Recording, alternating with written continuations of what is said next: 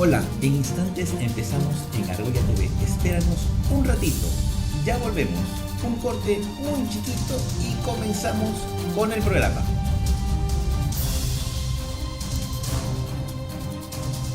Hola, en instantes empezamos en Argolla TV. Espéranos un ratito.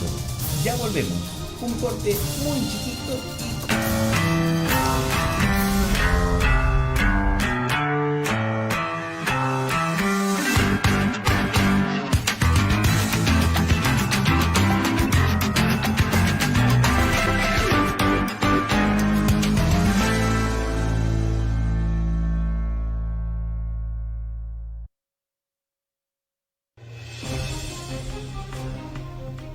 Argolla TV abre su multiplataforma de Facebook, Twitter, Periscope, YouTube e Instagram para que puedas producir y transmitir en vivo o en diferido tu propio contenido.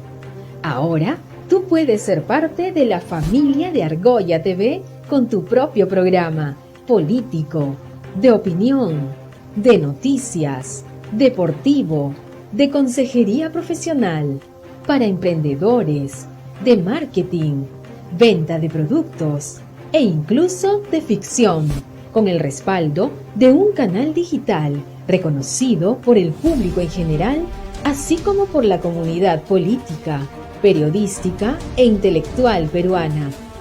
Contamos con un staff de profesionales que te asesorarán y guiarán paso a paso para que logres tus objetivos. Este es el momento indicado. Ven y sé parte de los cambios que se avecinan en el país. Ponte en contacto con nosotros a través de nuestras redes sociales o nuestros representantes. Somos Argolla TV, la nueva televisión donde nuestra única concentración es contigo.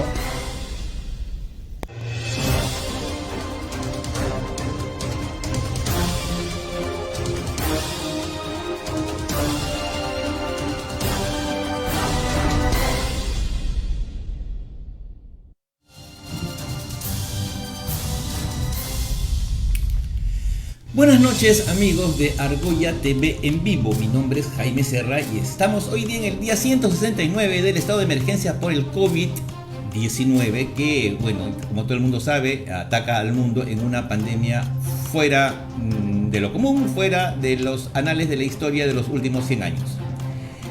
En ese sentido, anoche el periodista Marcos Cifuentes en su programa por internet La Encerrona entrevistó al doctor José Celis.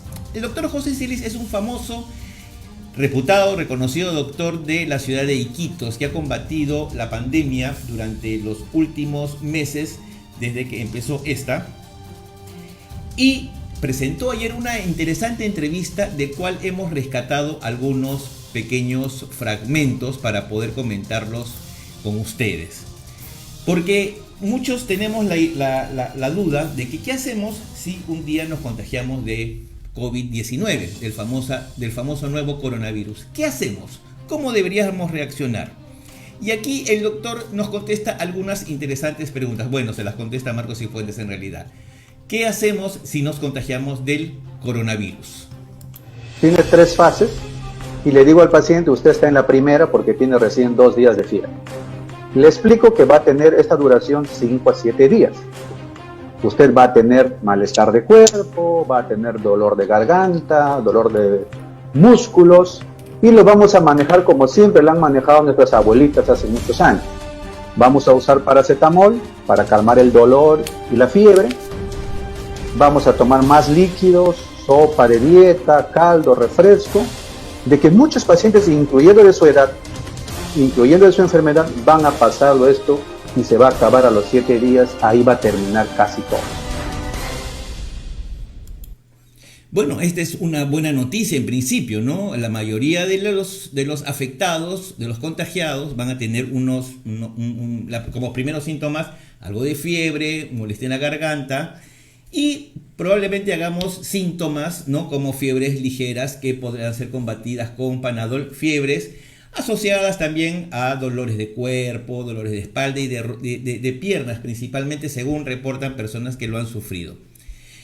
Pero entonces, ¿Qué medicamento debo tomar? Paracetamol, acitromicina, prednisona, que son medicinas que la gente normalmente está tomando cuando se entera de que tiene el coronavirus.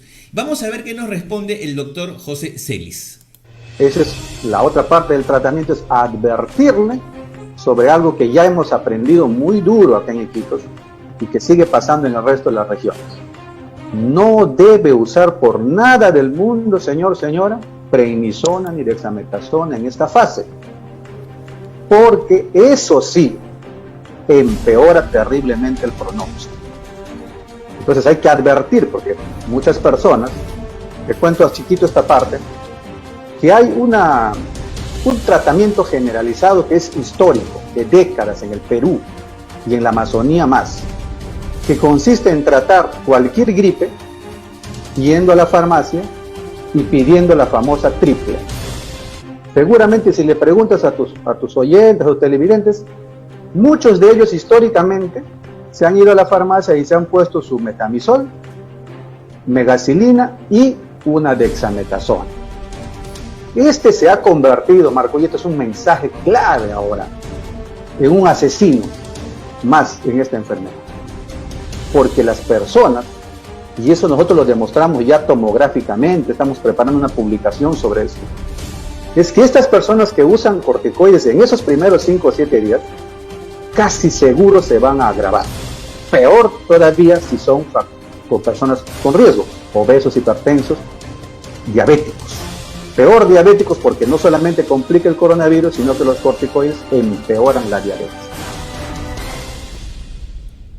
Bueno, eso es un mal, digamos, bastante extendido, una mala costumbre bastante extendida, que es la automedicación, ¿no?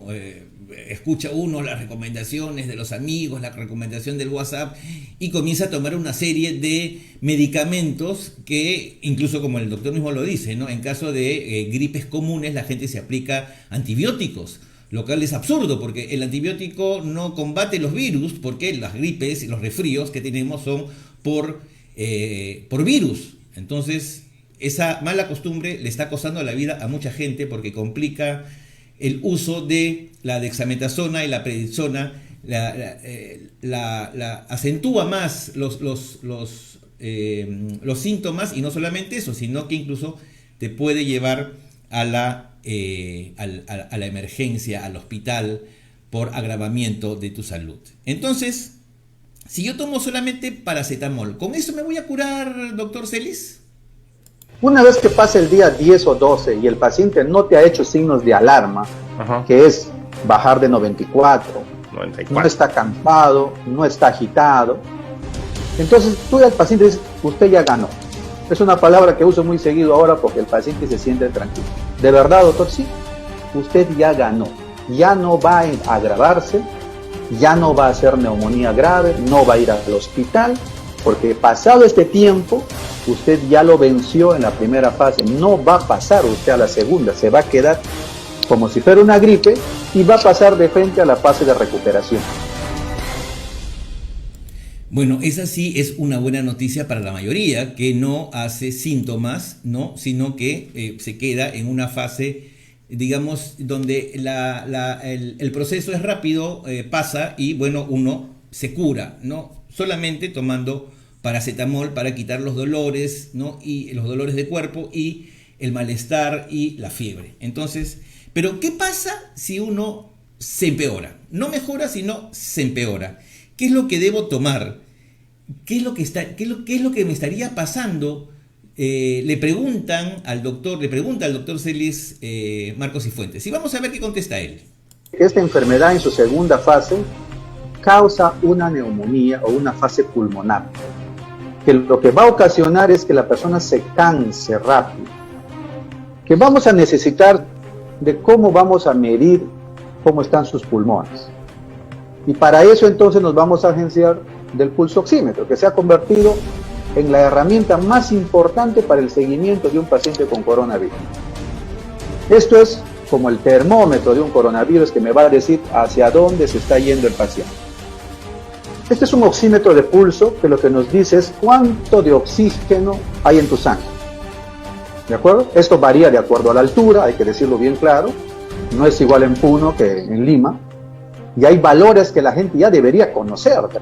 En Lima los valores normales van de 94 hasta 99. Caso del paciente que estamos hablando, 80 años, de repente hipertenso o diabético. Usted va a anotar en un papel, señora, desde el primer día, si es posible, si tiene su pulso oxímetro, 3 o 4 veces al día en un cuaderno, cuánto es su saturación. Si esa saturación se acerca a 94 y sobre todo baja de 94 en Lima, o baja de 85, 88 en Puno, empieza nuestro famoso signo de alarma. Y entonces ahí vamos a cambiar de tratamiento. Mira qué importante para contener al paciente en la casa y a la familia también. Porque en la familia, Marco, lo que está pasando es lo siguiente. Cuando tienen un familiar enfermo, todos se están automedicando. Jóvenes de 20 años. Si esa persona tiene un hijo o un nieto de 20, también se está automedicando. Ivermectina, hidroxicloroquina, acitromicina, que son el pan de cada kit que se suministra a los pacientes. No solamente ya no sirve, porque todos los restos de países lo están retirando. América Latina es uno de los pocos que tiene concentrado estos medicamentos. Pues no solamente toman acitromicina, ivermectina, hidroxicloroquina juntas, le agregan la receta del WhatsApp, o sea, aspirina, le ponen zinc, se toman algún multivitamínico y el peor de todos, o sea, el asesino, prednisona, dexametasona en esta fase.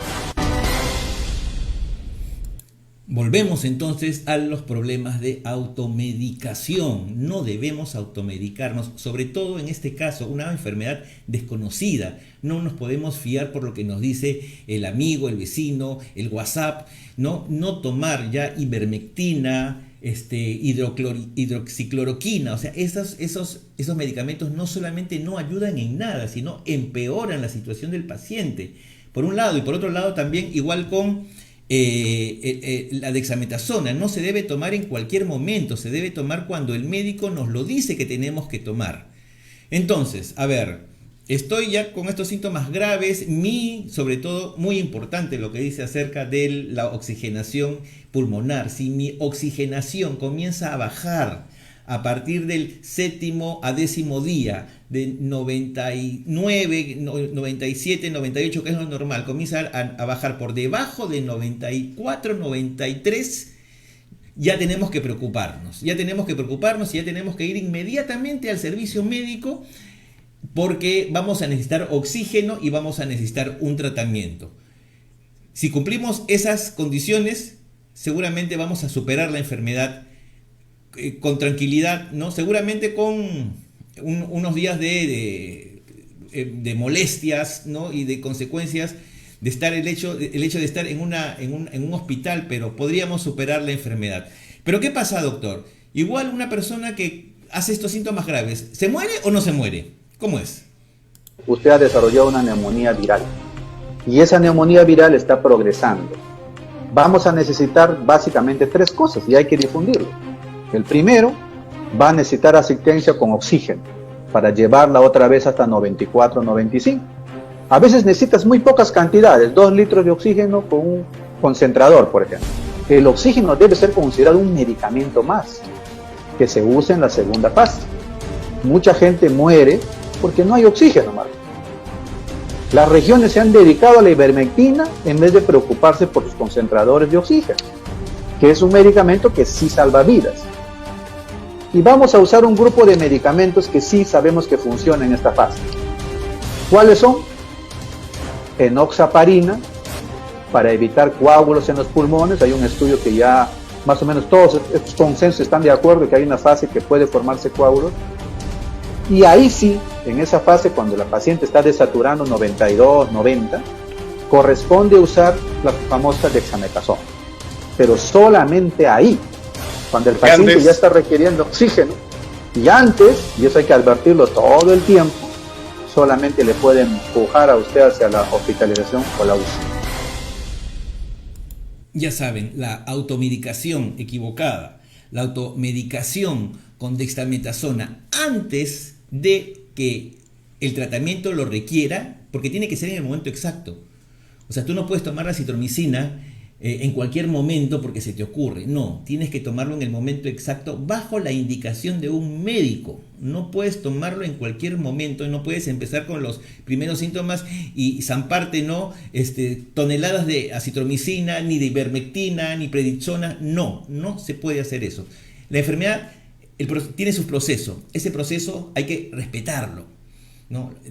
Entre el primer y séptimo, octavo, noveno día, si no tienes más síntomas o comienzan a decrecer los síntomas, ya no tienes que tomar nada más que paracetamol. Si tu oxigenación baja de 94 a 93, 92, 91, 90, preocúpate, ahí sí tienes que acudir a un servicio médico y los médicos determinarán el tratamiento, pero no te automediques. Quizás una de las causas de tantas muertes ocurridas en nuestro país ha sido eso, la automedicación. La gente aquí es muy amiga de automedicarse o de ponerse medicamentos que no están prescritos para determinadas enfermedades, como lo decía el doctor. Una infección, perdón, una gripe, un resfrío, un proceso viral, la gente lo combate con antibióticos bacterianos. No tiene nada que hacer una cosa con la otra. Pero la gente dice, es que me curé. Claro, te has curado porque el proceso ya transcurrió, terminó el proceso del virus que pasó por tu cuerpo, te mejoraste, pero te ibas a mejorar igual así no tomaras estos antibióticos que son bacterianos y no antivirales como debería ser. Pero bueno, yo creo que ha quedado clara la explicación del doctor Celis. Yo creo que no podemos arriesgarnos a seguir experimentando con nuestro cuerpo. Esto debería ser una política del Estado, una política del Ministerio de Salud.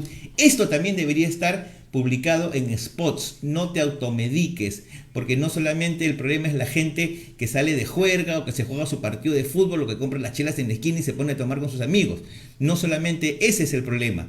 El otro problema es que hay gente que ya está con el proceso del COVID sintomático, porque los asintomáticos ni se van a enterar seguramente que lo tuvieron o que lo tuvimos, no lo sabemos.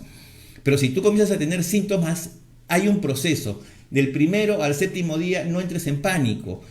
Tienes que simplemente chequear tu oxigenación pulmonar, nada más. Luego de eso, si comienza a bajar tu oxigenación, recién ahí acudes al servicio médico, acudes a un hospital para que te diagnostiquen y comience tu tratamiento tal como debería ser. Y estas recomendaciones no solamente es para gente joven, también para la gente mayor, porque el doctor Celis habla de una paciente de 80 años con diabetes. O sea, incluso una persona de avanzada edad con diabetes puede salvarse y puede salir bien librado del coronavirus si tiene el tratamiento adecuado. No la automedicación y no la receta del WhatsApp, como dijo el doctor, ¿no? Con multivitamínicos, brebajes, hierbas, infusiones y etcétera, etcétera, ¿no? A lo que mucha gente es tan afecta aquí en nuestro país, ¿no? A las hierbas mágicas. Bueno, vamos a cambiar de tema y vamos a tener una muy interesante conversación tras la pausa con Alexandra Ames, una politóloga que fuera también candidata al Congreso en estas últimas elecciones.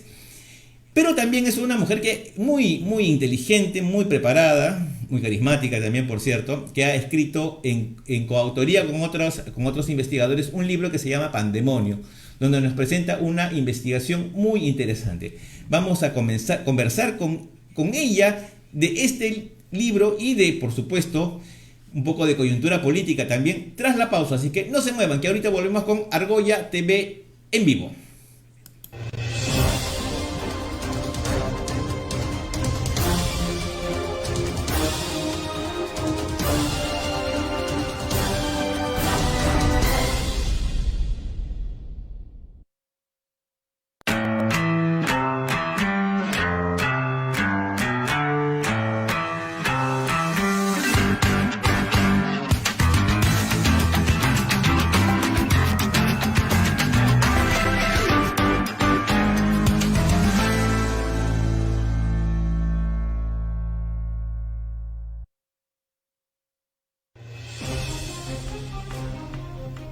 Argolla TV abre su multiplataforma de Facebook, Twitter, Periscope, YouTube e Instagram para que puedas producir y transmitir en vivo o en diferido tu propio contenido.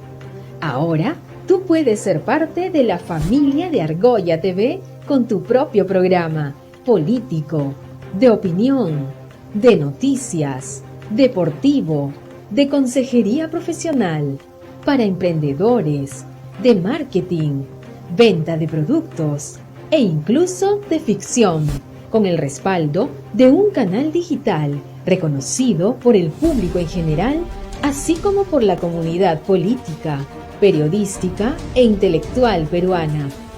Contamos con un staff de profesionales que te asesorarán y guiarán paso a paso para que logres tus objetivos. Este es el momento indicado. Ven y sé parte de los cambios que se avecinan en el país. Ponte en contacto con nosotros a través de nuestras redes sociales o nuestros representantes. Somos Argolla TV, la nueva televisión donde nuestra única concentración es contigo.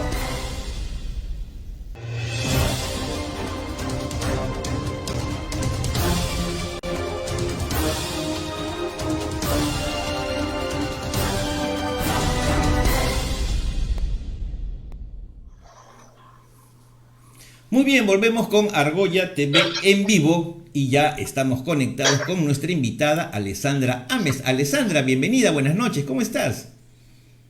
Hola, ¿qué tal? ¿Cómo estás? Encantada de estar aquí. No, y nosotros también, por supuesto, encantados de poder conversar después de algunos meses. Nuestro último encuentro fue en la campaña electoral, en una entrevista en el canal UCI, ¿no? Donde, bueno, una señora, ¿no? Protagonizó una escena bastante lamentable, por cierto, de las cuales igual siempre yo estaré muy enojado y siempre presentaré mis disculpas como corresponde, creo, un caballero a una dama.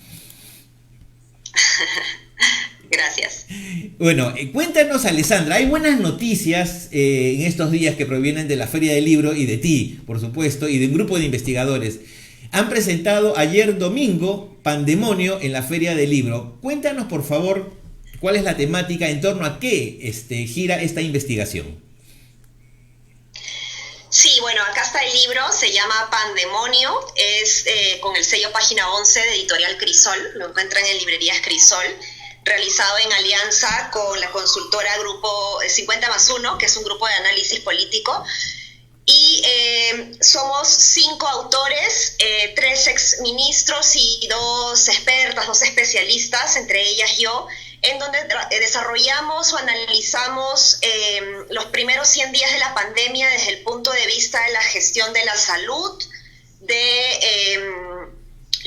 la situación penitenciaria, la situación de la economía y la situación de los bonos, que es mi capítulo particular, ¿no? Yo desarrollo un capítulo ahí que se llama El martillo y el baile de los que sobran, ¿no? En donde me concentro en analizar todo este problema de diseño e implementación de los bonos y cómo es que este problema, de alguna manera, de la demora en los bonos y la confusión por haber diferentes tipos de bonos hicieron que de alguna u otra manera la gente pues se vea obligada a salir a las calles a trabajar en lo que sea y como fuera, poniendo en riesgo sus vidas, haciéndose más vulnerables a la población, más vulnerables del riesgo de contagio y a mi juicio, según mi hipótesis, esto lo que ha hecho es generar una mayor ola de contagios, ¿no? Totalmente, ¿no? Yo creo que es un consenso al que ha llegado no solamente los investigadores, sino incluso la población y la prensa, por supuesto. Yo creo que fue una gran decepción por parte de mucha gente, a pesar de que, tú me corregirás, según el gobierno y las cifras publicadas, fue un número bastante apreciable de peruanos a los que se pudo llegar con estos bonos. Cuéntanos un poco más con detalle, por favor. Sí, yo rescato que el primer día de la cuarentena se anunciara un bono para las familias pobres y extremo pobres y que este anuncio se implementara en los próximos días, ¿no? Esto fue rápido, la primera implementación fue rápida, pero esto se diseñó en un contexto de los primeros 15 días de pandemia. Luego, cuando se amplió a 15 días más la cuarentena, se amplió el bono, se duplicó de 380 soles a 760 soles, pero la cuarentena se fue ampliando y el bono no fue ampliándose. Entonces, ha habido varias demoras ahí varios inconvenientes en la gestión de los pagos, que ha hecho que mucha gente que realmente necesitaba este bono tenga que esperar más de 2 meses inclusive para que pueda llegar este bono.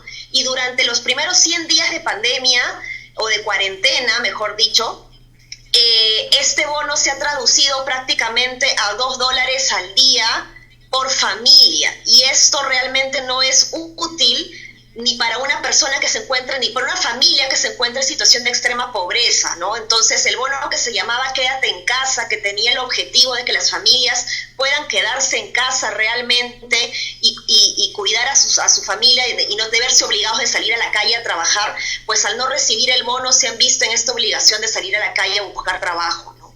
Mira, yo tengo la impresión, como seguramente mucha gente más también, de que el bono no llegó a la cantidad suficiente de peruanos. A partir de ahí se comenzó a hablar de un bono universal, digamos. Pero no llegó, no, o sea, ¿a qué porcentaje realmente de la población llegó este bono? Estos bonos iniciales. El problema no es el porcentaje, sino que el problema es cuándo llegó, ¿no? Porque, por ejemplo, para 28 de julio, el presidente anuncia un segundo tramo para aumentar a 2,5 millones de familias más.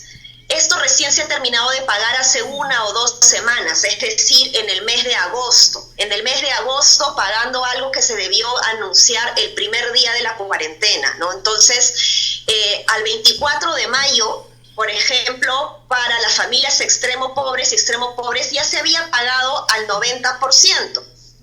Pero quedaba este 10% que implica alrededor de 270,000 familias que todavía no recibían el bono al 24 de mayo. Y esto estamos hablando solamente de las familias pobres y extremo pobres. No estamos hablando del bono rural, que llegó un mes después. No estamos hablando del bono universal familiar, que llegó 2 meses después, ¿no? Entonces, el problema han sido las demoras en los anuncios. Si hablamos de a cuánta gente tiene esta cobertura, estamos hablando de 8,5 millones de familias, de hogares, pero lamentablemente pues recién se ha terminado de pagar este primer tramo o este primer bono en agosto de este año, cuando esto debió anunciarse para todos de manera universal el primer día de la cuarentena. ¿Tú crees que hubiera podido haber alguna mejor alternativa? No sé si repartiendo los bonos, que al final de cuentas, como tú mismo lo dices, ¿no? $2 al día no le solucionan la vida a nadie, ¿no? Ni siquiera a los que tienen pobreza extrema, digamos, ni siquiera hablamos de solucionarles, o sea, paliar en algo, digamos, ¿no? La necesidad de comida, por lo menos, del día. Se hubiera podido implementar algún tipo de política un poco mejor, que cubra mejor, no sé. Cuéntanos, por favor. Sí, bueno, lo que pasa es que estamos hablando al inicio de cuando se han entregado los primeros bonos, estamos hablando de una inversión aproximada de 5,000 millones de soles. Y esto en realidad es 1% del PBI. Entonces, si bien estábamos en una situación crítica en donde vamos a caer o hemos estado cayendo en el PBI, inclusive el último trimestre, en el segundo trimestre hemos caído al 30%, evidentemente ahí lo que ha hecho el MEF es cuidar sus bolsillos y tratar de no gastar tanto en un contexto en el que se sabía que se venía una crisis económica. Sin embargo, desde mi perspectiva, en una situación de emergencia y de crisis de tal magnitud, uno lo que tiene que hacer es usar los ahorros que tienes y poder cubrir de mejor manera para llegar de mejor forma a los peruanos y peruanas, ¿no? El problema es que tampoco tenemos bases de datos adecuadas en el Estado que realmente nos ayuden a identificar quiénes son los ciudadanos y cómo llegar a ellos. Entonces se han utilizado diferentes bases de datos de diferentes sectores, diferentes cabezas han estado organizadas o responsabilizadas sobre este tema, generando más caos dentro de los procesos de gestión interna, que a la hora lo que han hecho es demorar mucho más los procesos. Más fácil, desde mi perspectiva y mi experiencia, hubiera sido tomar el padrón que hoy en día reconoce al 99% de los peruanos, que es el padrón de RENIEC. y a partir del padrón de RENIEC hacer la depuración con las bases de datos de SUNAT respecto a quienes están en planilla y quiénes están emitiendo recibos por honorarios de manera formal, que es información que SUNAT tiene, ¿no? Entonces, esta ha sido una suma de malas decisiones a la hora de que han ido aumentando, bueno, primero las familias extremos pobres y pobres, luego los independientes, luego de 2 semanas, luego el bono rural, luego después de un mes, y también a la clase media vulnerable, ¿no? Entonces, si hubiese tomado una decisión de una sola vez, digamos, hubiese sido más fácil construir un padrón y poder pagar de mejor manera a mayor cantidad de peruanos de manera más rápida, ¿no? Y se me ocurre también que quizás otro cruce que se hubiera podido hacer para determinar el nivel socioeconómico de las familias es el consumo de electricidad, como se hace en otros países, ¿no? El consumo de electricidad marca exactamente cuál es tu nivel de vida. El que gasta por encima de una determinada cantidad de kilobytes al mes ya está considerado de repente no pobre o de una clase media baja. Y el que tiene solamente, pues no sé, un foco ahorrador en su casa y un radio, tú sabes que si no tiene ni refrigeradora o microondas no es porque le huya la tecnología, sino porque su economía no se lo permite. Entonces vemos que el gobierno tomó decisiones apuradas, o sea, ¿fueron por el apuro o tú sospechas que también había gente que no tenía el conocimiento necesario previo para organizar este tipo de esta atención de emergencia, digamos, a la población?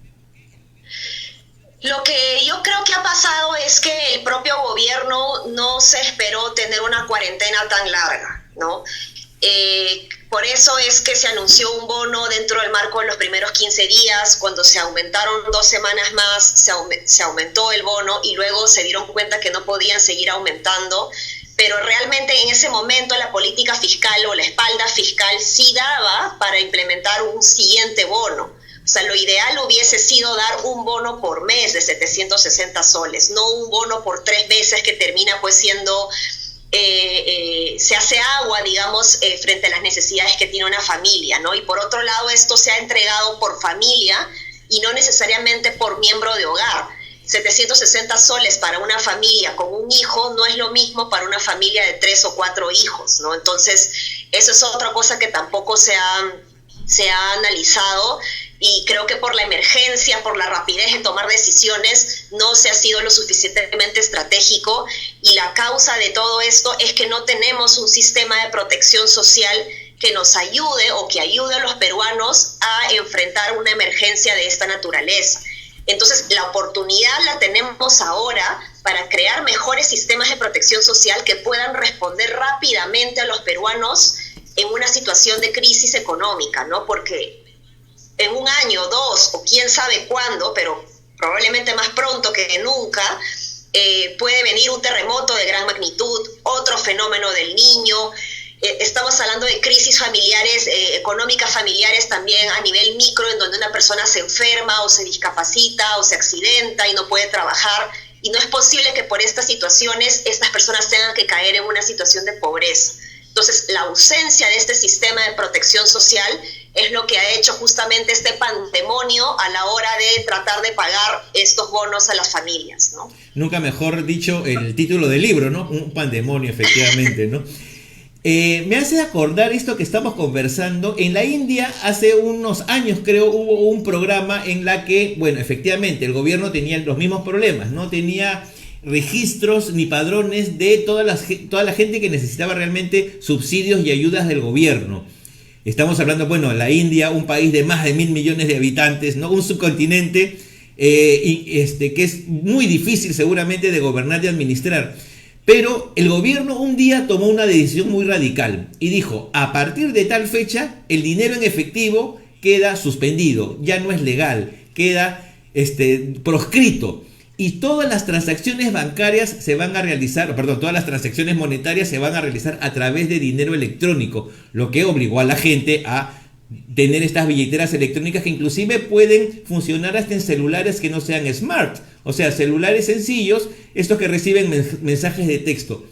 Necesitaríamos algo así radical realmente para poder lograr la tan ansiada bancarización y el registro de muchos millones de peruanos que seguramente viven en zonas muy alejadas, que no tienen acceso a ningún servicio del Estado? Mira, la falta de inclusión financiera justamente ha hecho que también el Estado se vea en serios problemas técnicos para poder pagar o depositar el dinero del bono, ¿no?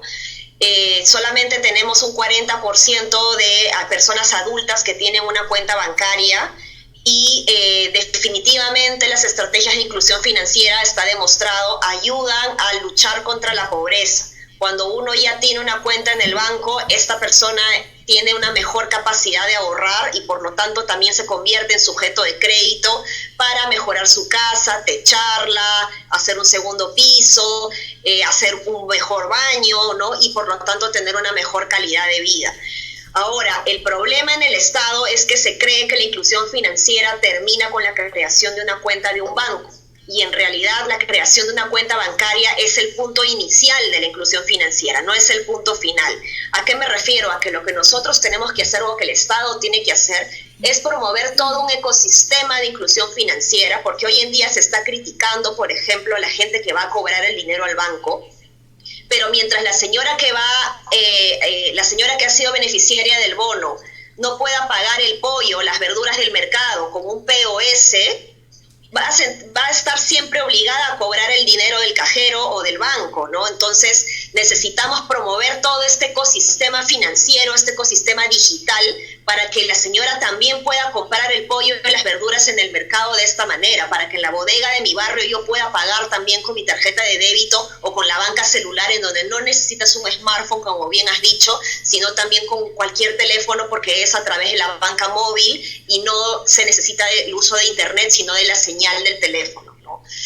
Hoy en día, por ejemplo, el Estado, yo he trabajado en el Ministerio de Desarrollo e Inclusión Social viendo los programas sociales, y algo que a mí me llamaba muchísimo la atención y me causaba frustración era que, por ejemplo, los beneficiarios de Pensión 65 y Juntos de zonas rurales, particularmente de comunidades indígenas, en donde los bancos no llegan, esto se tenía que hacer a través de los carritos pagadores de las empresas transportadoras de dinero, pero imagínate tú que el costo que se le paga a estas empresas transportadoras de dinero por persona, por beneficiario, terminaba siendo entre 2 a 3 veces más el monto de lo que la persona recibía.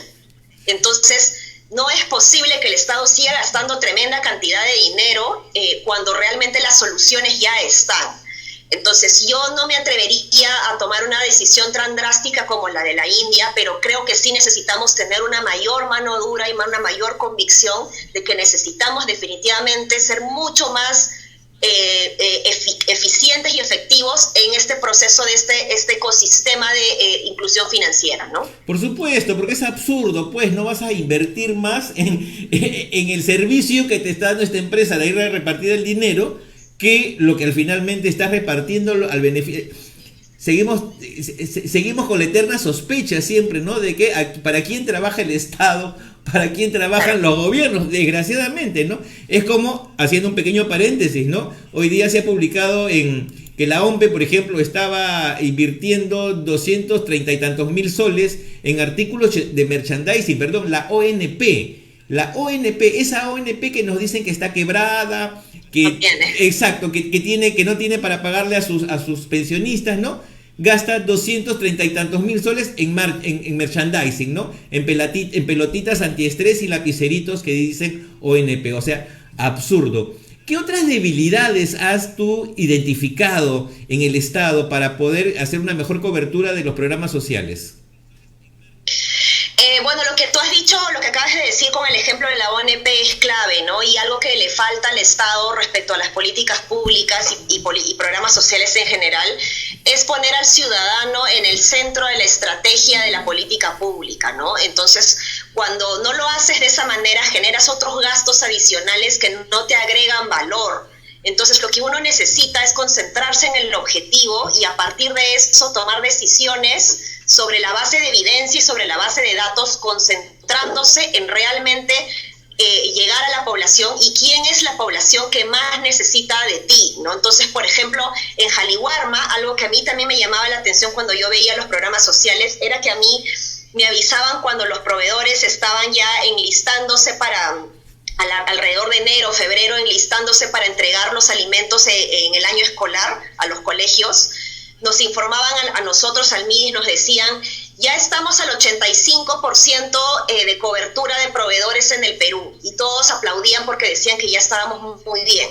Y yo decía, a ver un momentito, pongámosle lupa territorial, envíenme la información por regiones y por zona urbana o rural. ¿Qué pasaba ahí? Resultaba que la parte rural no había llegado todavía ni al 2%, ¿no?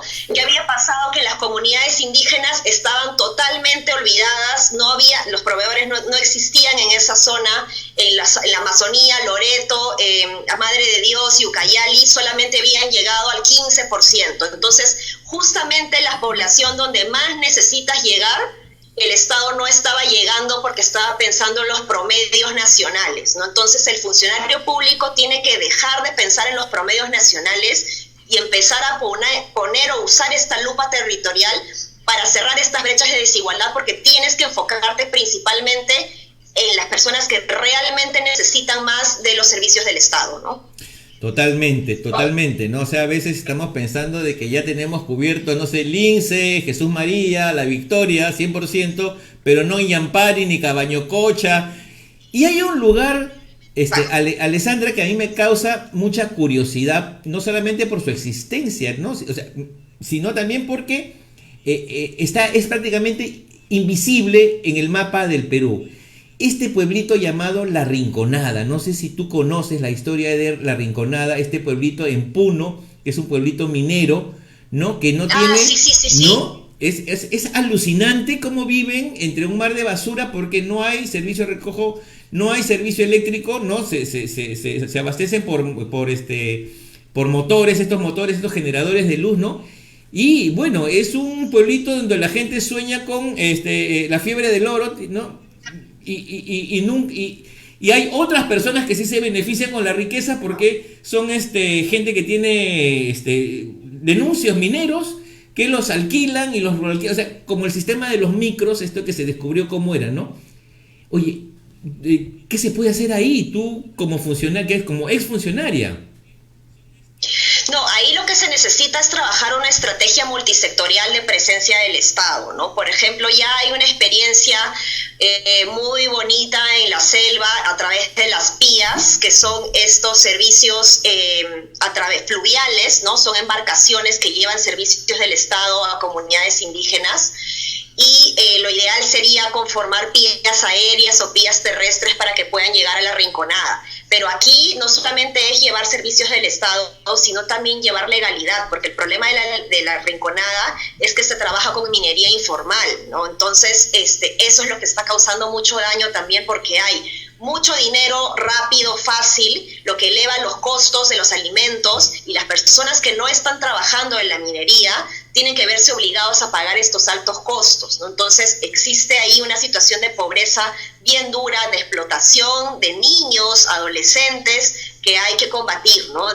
Esa sería una tarea fundamental que el Estado no puede olvidar, cómo la minería informal está haciendo mucho daño, sobre todo la explotación de niños y adolescentes, ¿no? Claro, estamos viendo que no solamente ocurre en la selva, ¿no? En Madre de Dios, ¿no? Zonas arrasadas por la minería ilegal, sino también en zonas de la sierra, del altiplano, 5.000 metros por encima del nivel del mar, y es la verdad, creo yo, debería ser un motivo de vergüenza para todos los peruanos que existan estos lugares que están prácticamente, ¿no?, al margen de la ley y del Estado, ¿no?, que ni siquiera podrían llamarse Perú, seguramente.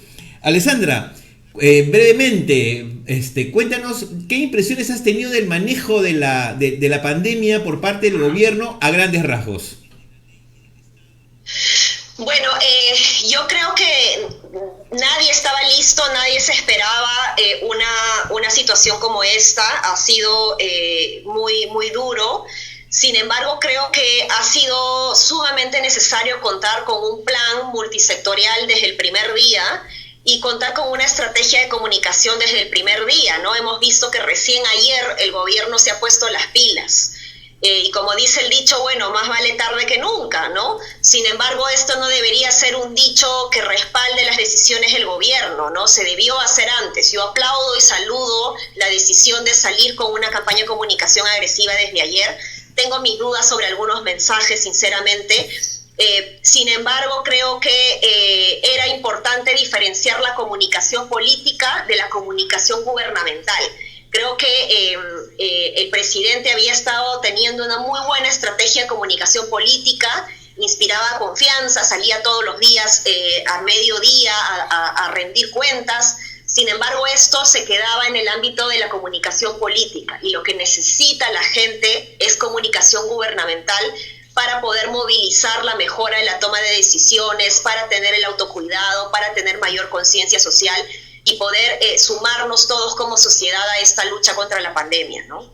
Yo he sentido que a partir como de mayo, junio, otros actores políticos, ¿no?, y de la sociedad que le dieron soporte inicial a los esfuerzos del gobierno que hacía para controlar la pandemia, comenzaron a perder esa fuerza, a perder confianza.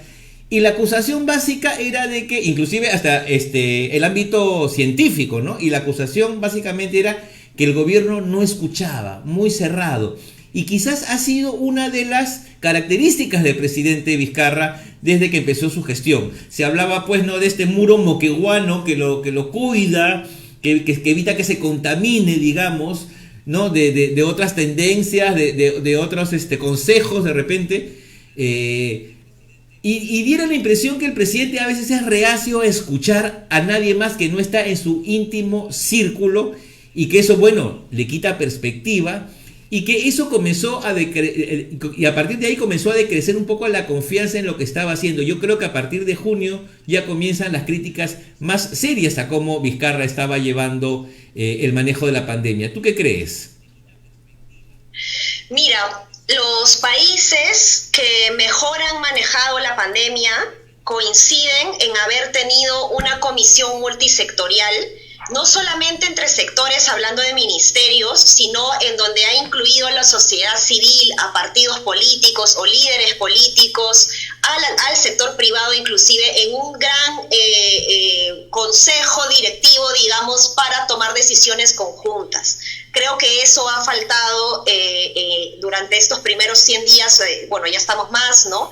Pero durante los primeros 100 días de pandemia ha sido sumamente relevante poder tomar una decisión como esta. Recién el 28 de julio se ha anunciado el Pacto Perú para convocar a los partidos políticos. Tengo mis dudas también al respecto de los acuerdos que se vayan a llegar, porque lo que necesitamos es tener una agenda muy concreta de los acuerdos mínimos e indispensables que necesitamos para levantar el país. Pero también existen otros, fíjate, temas que a veces pasan desapercibidos y que son los principales cuellos de botella para implementar políticas públicas, porque tú y yo podríamos decidir, si estuviéramos en el gobierno, por ejemplo, construir un hospital o construir una planta de oxígeno o comprar medicamentos, pero una vez que nos ponemos esa meta, nos chocamos con la realidad de los sistemas administrativos en el Estado, y es que nos damos cuenta que no podemos comprar. Entonces, de nada nos sirve plantearnos una meta como esa si es que no analizamos por dentro los procesos de gestión interna y los hacemos más ágiles. Nuestros sistemas de gestión de compras y adquisiciones tienen que mejorar. No es posible que las tablets de los niños vayan a llegar recién a fin de año, cuando ya acabó el año escolar, ¿no? Entonces, eso es algo que no puede volver a pasar. Y está pasando porque nuestro sistema de gestión de compras y adquisiciones no es el correcto, no fluye, no opera como realmente, con la urgencia con la que se debería, ¿no? Entonces, acá mi recomendación es que si se va a trabajar en este pacto, en donde se va a abrir, digamos, la mesa a escuchar otras voces, a otros líderes políticos, que se pueda trabajar también en estos detalles administrativos que terminan siendo los cuellos de botella para los funcionarios, que a mi juicio se esfuerzan muchísimo por lograr impactos, pero que terminan pues diluyéndose en este gran proceso burocrático, ¿no? Claro, y yo creo que también deberían ser los planes, en los planes de gobierno de los partidos políticos que vienen a las elecciones ahora para el 21. Yo creo que los ciudadanos tenemos que exigirles qué nos proponen para para una gran reforma estatal, ¿no? Que incluya, por ejemplo, que el Estado directamente pueda construir hospitales. O sea, en los 90 nos vendieron el cuento de que la empresa pública lo iba a hacer mejor que estas asociaciones público-privadas, porque hay mucha corrupción con el Estado y que los ministerios y no sé qué. pero hemos terminado con Odebrecht y hemos terminado con otras, con el Club de la Construcción, ¿no? Sorteándose entre ellos las obras, y vemos incluso en regiones hospitales abandonados a medio construir, haciendo adendas truchas para llenarse de plata, y una vez que se llenaron de plata no terminan en el hospital, ya les el juicio a la empresa que ya se desintegró, ya desapareció, y no encuentras a ningún responsable, ¿no? Junto con eso, lo paquidérmico, lo ineficiente, lo lento que es el Estado. Deberíamos exigirle a los partidos políticos una agenda clara, porque si no, no vamos a poder reformar la salud, ni la educación, ni siquiera el tema de la seguridad con la policía, ¿no? O sea, a partir de tener planes concretos para la reforma del Estado administrativamente, recién ahí podemos comenzar a pensar en otras reformas como en la salud y la educación. Totalmente, por eso es sumamente importante analizar que en estas elecciones la gente se tenga que concentrar justamente en escuchar propuestas técnicas. Creo que hay una gran oportunidad, a pesar de todo, pese a la lamentable situación de la pandemia.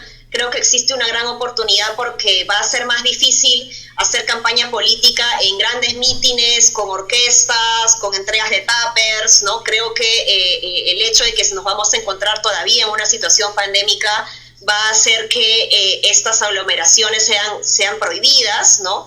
Y por lo tanto, los políticos no les quede otra más que concentrarse en las ideas, ¿no? Entonces, espero menos videos de TikTok y más propuestas en los medios de prensa para que la ciudadanía pueda realmente informarse y tomar mejores decisiones, ¿no? Totalmente, y creo que una reforma también fundamental que creo que tendríamos que hacer, y yo te lo pongo a tu consideración, tú que eres un analista, politólogo y eres estudiosa de todos los procesos del Estado.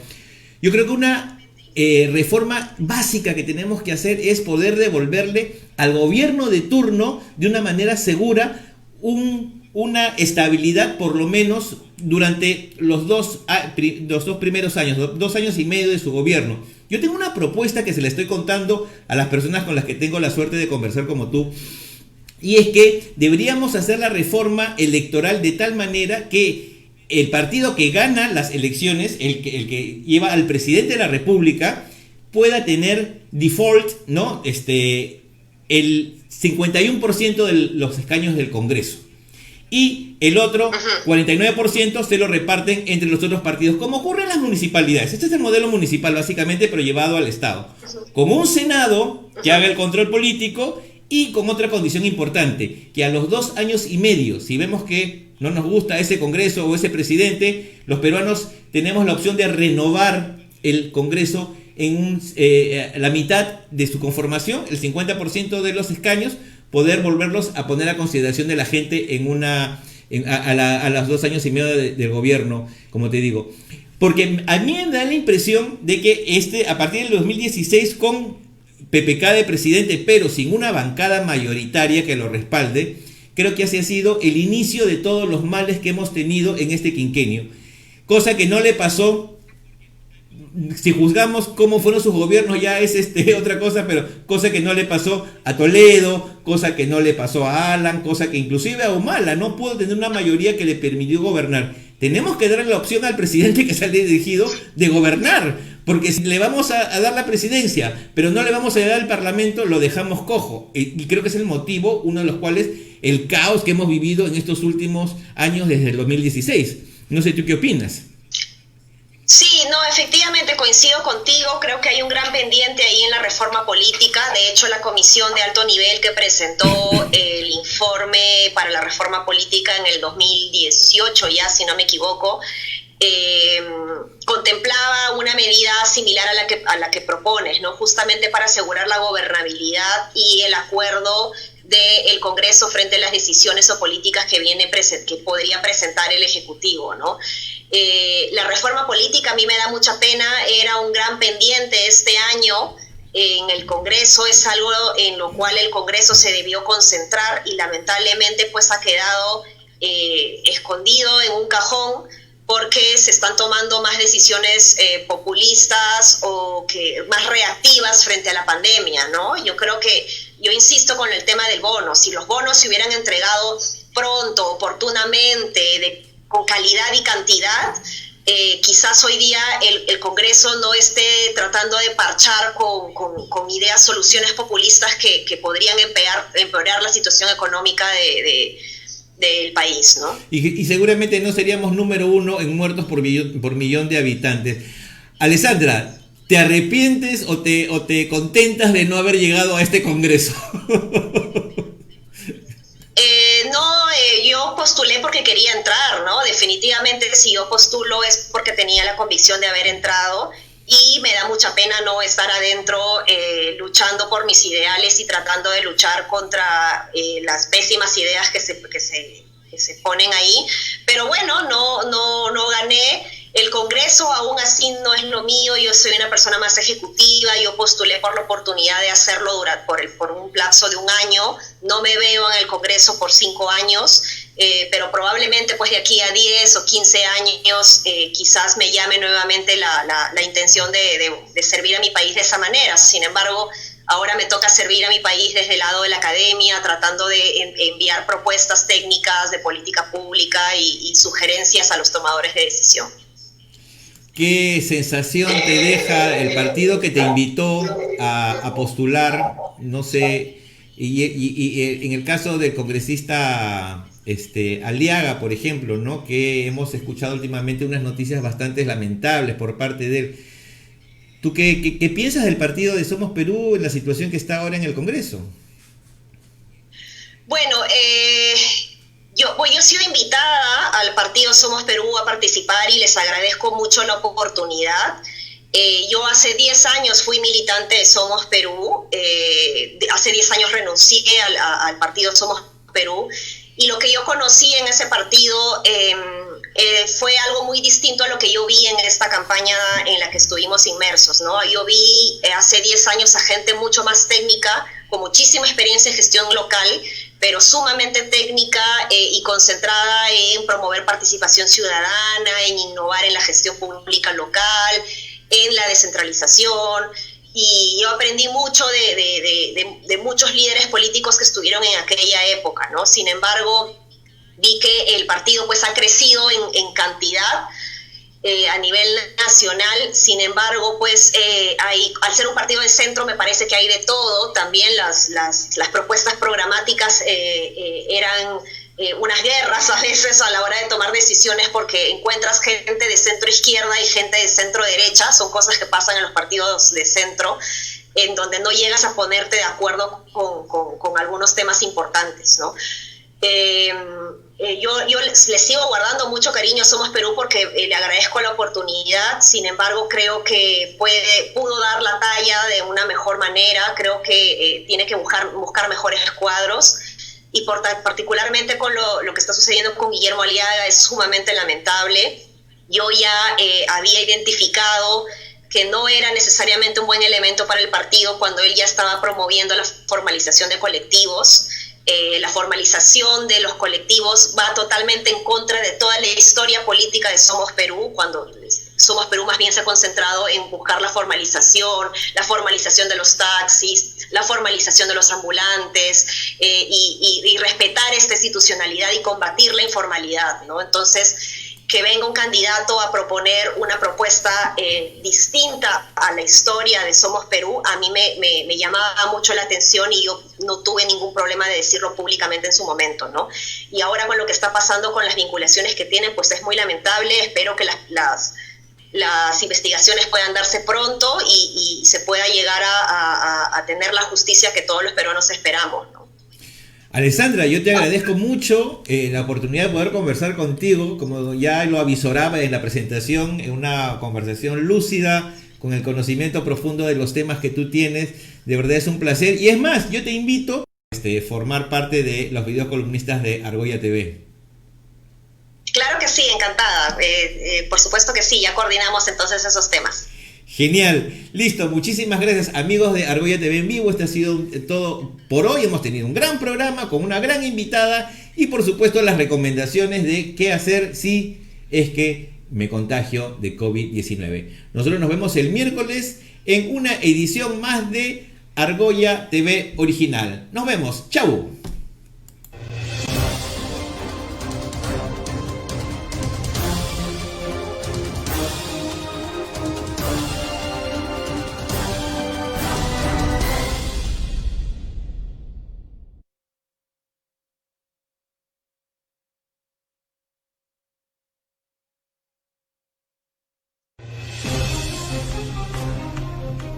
Argolla TV abre su multiplataforma de Facebook, Twitter, Periscope, YouTube e Instagram para que puedas producir y transmitir en vivo o en diferido tu propio contenido. Ahora, tú puedes ser parte de la familia de Argolla TV con tu propio programa político, de opinión, de noticias, deportivo, de consejería profesional, para emprendedores, de marketing, venta de productos e incluso de ficción, con el respaldo de un canal digital reconocido por el público en general, así como por la comunidad política, periodística e intelectual peruana. Contamos con un staff de profesionales que te asesorarán y guiarán paso a paso para que logres tus objetivos. Este es el momento indicado. Ven y sé parte de los cambios que se avecinan en el país. Ponte en contacto con nosotros a través de nuestras redes sociales o nuestros representantes. Somos Argolla TV, la nueva televisión donde nuestra única concentración es contigo.